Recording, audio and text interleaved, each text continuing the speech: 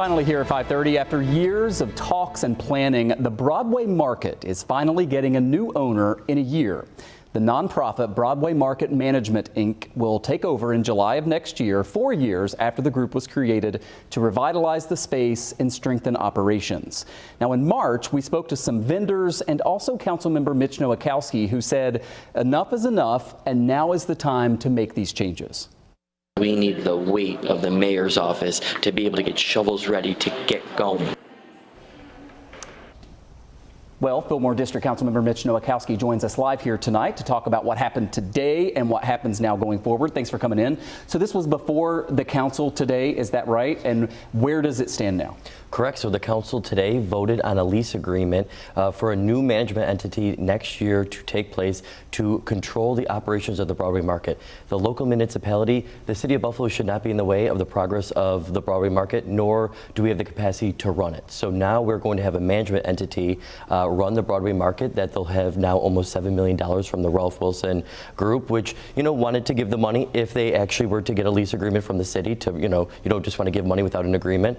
So now next year you'll start seeing a new management organization run it, but then ultimately bids go out to now dispense that over $40 million of state funding to transform the Broadway Market.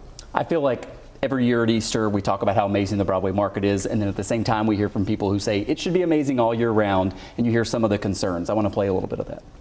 More parking for the Broadway Market would be really nice. I would like to see a better rebuild of the area. I think that would bring a lot more people. Knowing that you're safe coming, that's a big, safety is a factor. Parking and public safety. You point out there is quite a bit of parking there.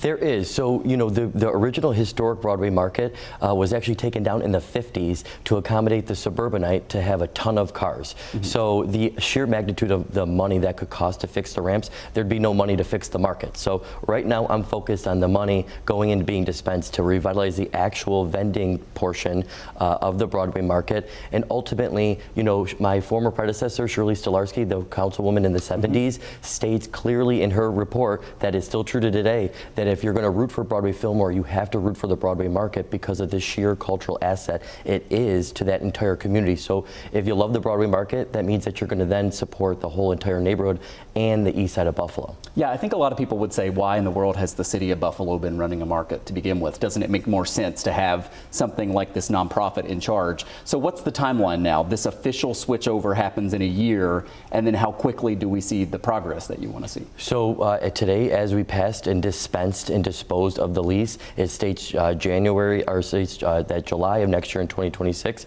that they are in charge of the market, and then from when they begin in control of it, they can then start going out to bid, getting it under construction, and then we'll manage the construction of the market. And the money that you're talking about from the state, from other nonprofits, from the Ralph Wilson Foundation, that's money that wasn't going to go to the city to run this, right? You really needed this switchover to happen? We really did. And I'm going to be honest with you. Why would a big philanthropic organization give the city of Buffalo that's facing a fiscal crisis money for the Broadway Market? So I knew and clashed with the previous mayor on this entity that I knew that needed to be in existence, to then go stump to foundations to say, look, we're now in control of the market. We have a 50-year lease. We're not going anywhere. And we have an infusion of dollars to then be able to build it. So what the story of the Broadway Market over the decades was, everybody had a plan, nobody had the cash to do it. Now we have a plan, and now we have the cash.